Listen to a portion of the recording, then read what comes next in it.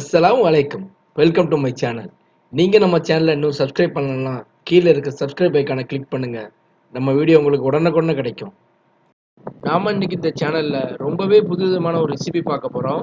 அதுதாங்க ராகி சேவை, அப்படி இல்லைன்னா ராகி சேமியா. இந்த ராகி சேமியா ரொம்பவே ருசியா இருக்கும். ஒரு 20-30 வருஷத்துக்கு முன்னாடிலாம் பெரியவங்க இந்த ராகியை தான் காலையில உணவா யூஸ் பண்ணிட்டு இருந்தாங்க. அதனால அவங்களோட ஹெல்த்தும் ரொம்பவே அருமையா இருந்துச்சு. ஆனா இப்ப இருக்க இளைஞர்களுக்கு இந்த ராகியை பத்தி எதுவுமே தெரியல. இந்த ராகி ரொம்பவே ஹெல்த்தியானது. இது நீங்க காலையில பிரேக்ஃபாஸ்ட் எடுத்துக்கங்க. இது உடம்புக்கு ரொம்பவே வலு சேர்க்கும். இந்த ராகியை முன்னாடி ராகி கூழ் இல்லைன்னா ராகி தோசை இந்த மாதிரி செய்து சாப்பிடுவாங்க. ஆனா இப்ப இருக்கிற நவீன உலகத்துல இந்த ராகியே இந்த மாதிரி சேமியா அப்புறம் நிறைய வெரைட்டில போட ஆரம்பிச்சிட்டாங்க. ஸோ அதனால இது நீங்க மிஸ் பண்ணாம சாப்பிடுங்க. உங்க உடம்புக்கு ரொம்பவே ஹெல்த்தி. இன்னைக்கு நம்ம இந்த ராகி ஒரு 1/2 கிலோ எடுத்திருக்கோம். இது ராகி சேமியாங்கிற பாக்கெட்லேயே வருது. அதே நீங்க யூஸ் பண்ணிக்கோங்க. வாங்க இப்போ நம்ம இந்த கிச்சனுக்கு போய் இந்த ராகி சேமியா எப்படி பண்ணலான்னு பார்க்கலாம். இந்த ராகி சேமியா பண்றதுக்கு ஃபர்ஸ்ட் ஒரு பெரிய பாத்திரத்துல சாதாரண தண்ணி பிடிச்சி வச்சுக்கோங்க. ஏன்னா அந்த ராகி நம்ம இதில் தான் நம்ம ஒரு 10 நிமிஷம் முக்கி வைக்க போகிறோம். அப்புறம் தேவையான அளவு அதில் உப்பு போட்டுக்கோங்க. ஏன்னா நீங்கள் ராகியோட சேர்த்து இது வேக வைக்கும்போது அதுக்கு உப்பு தேவை. இப்போ இந்த ராகியை இதில் போட்டுக்கோங்க. நம்ம ராகி சேமியா இந்த தண்ணியில் ஒரு 5லேருந்து 10 நிமிஷம் ஊற வைக்க போகிறோம்.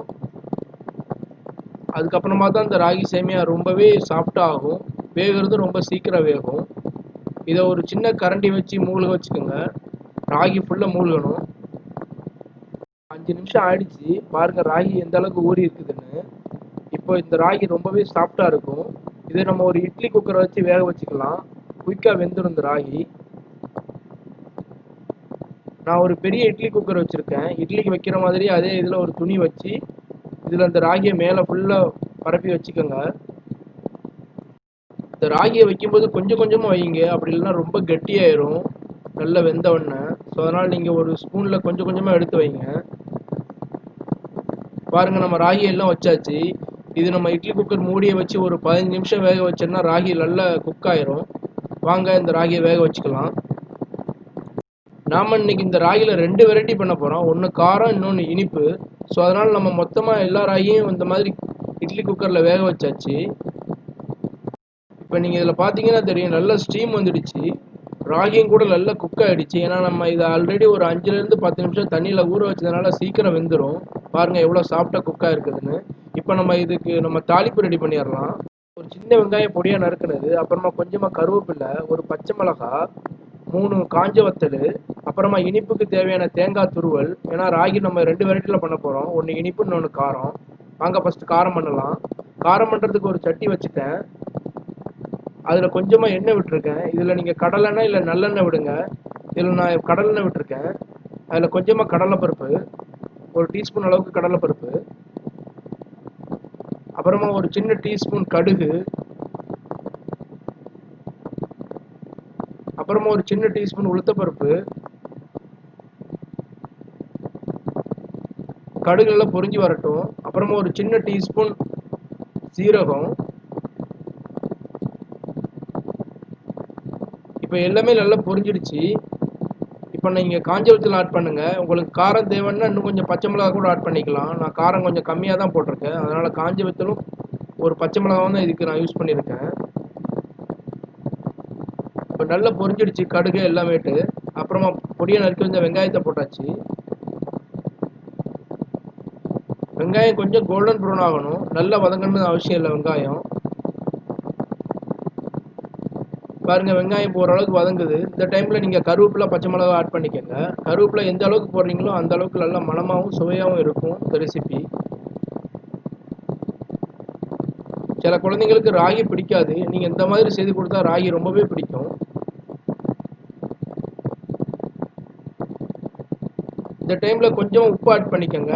ஏன்னா நம்ம ஆல்ரெடி ராகி வேக வைக்கிறதுக்கு உப்பு ஆட் பண்ணியிருக்கோம். ஸோ அதனால் ஜாஸ்தி உப்பு ஆயிடக்கூடாது. கொஞ்சமாக ஆட் பண்ணால் போதும். இப்போ வெங்காயம் நல்லா குக் ஆகிடுச்சு. இந்த டைமில் நீங்கள் ராகியை கொஞ்சம் கொஞ்சமாக ஆட் பண்ணுங்கள். ஏன்னா நம்ம ஆல்ரெடி வேக வச்ச ராகி நம்ம எடுத்து வச்சாச்சு. அப்புறமா இதில் லைட்டாக உருத்தி விட்டு ஆட் பண்ணுங்கள். அப்போ தான் நீங்கள் பண்ணுற ராகி ஒட்டாமல் கட்டி இல்லாமல் சேமியா பதத்துக்கே வரும். இல்லாட்டினா ரொம்ப கட்டி கட்டியாயிரும். பாருங்க, நான் பண்ற மாதிரியே பண்ணுங்க. இதை நல்லா கிளறி விட்டா போதும். நம்ம ராகில கார ரெசிபி ரெடி. நீங்க காலையில பிரேக்ஃபாஸ்ட் இட்லி தோசைக்கு ரொம்பவே வித்தியாசமா இந்த இதை ட்ரை பண்ணி பார்க்கலாம். ருசியாகவும் இருக்கும். இந்த ரெசிபிக்கு நீங்க மல்லிக்கீரை எதுவுமே ஆட் பண்ண தேவையில்லை. இதை நீங்க இப்படியே வச்சு சாப்பிடலாம். இதுக்கு நீங்க தேங்காய் சட்னி வச்சு சாப்பிட்டா ரொம்பவே ருசியா இருக்கும். ஏன்னா இப்போ உள்ள இளைஞர்களுக்கு இந்த ராகியை பத்தி எதுவுமே தெரியாது. இதுக்கு ரொம்பவே மருத்துவ குணங்கள் இருக்கு. இப்போ நம்மளோட ராகி கார ரெசிபி ரெடி ஆயிடுச்சு. இதுல நம்ம இனிப்பு ரெசிபி எப்படி ரெடி பண்ணலாம்னு பார்க்கலாம் வாங்க.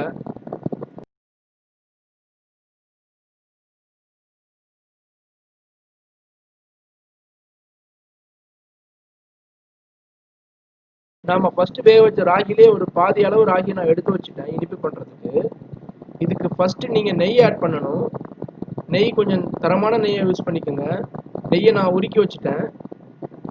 இது 3லேருந்து 4 டேபிள் ஸ்பூன் நெய். இது அப்படியே ஆட் பண்ணிடுங்க நீங்க. அப்புறமா துரி வச்சிருந்த தேங்காய். இந்த தேங்காய் அந்த ராகியோட சேரும்போது ரொம்பவே மணமா இருக்கும். அப்புறமா தேவையான அளவு சீனி.